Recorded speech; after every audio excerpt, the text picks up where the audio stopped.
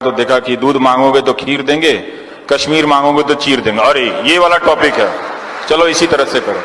आप उस डिबेट को ध्यान से देखिए, ध्यान से देखिए। मान लीजिए कि आप मोदी समर्थक ही हैं, क्या वो उस डिबेट में आपको तरह तरह की सूचनाएं दी जा रही हैं? एक समर्थक का भी अपना एक सेल्फ रेस्पेक्ट होता है ना, कि वो चीजें जानना चाहता है।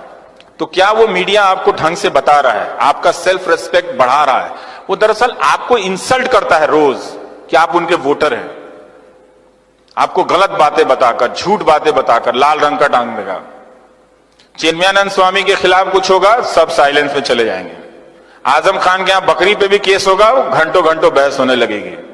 तो वो आपको हमेशा एक अपने पड़ोस के मुसलमान को वो हमेशा दुश्मन के रूप में देखना सिखा रहा है। मैं साफ साफ कहता हूं, और इसको आप नोट कर लीजिए। और ये बात मैं लड़कियों से कहना चाहता हूं कि भाई देख लेना, जो लड़का किसी समाज से नफरत करता हो वो ना अच्छा पति बन सकता है, ना प्रेमी बन सकता है, ना भाई बन सकता है। देख लेना, ऐसे किसी लड़की से, आईटी सेल वाले से शादी मत कर लेना भाई, बता रहा हूं ध्यान से।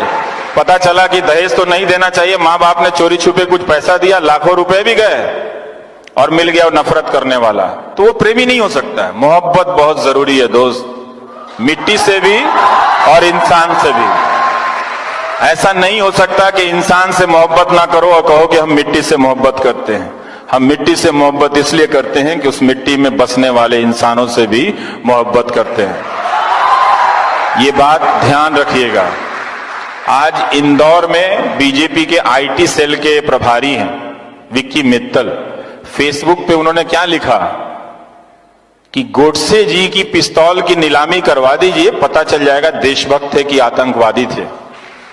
हम यहां पर आ गए, गांधी को मारने वाले के लिए ताली बजा के आप हिंदुस्तान नहीं बना सकते, नहीं बना सकते हो।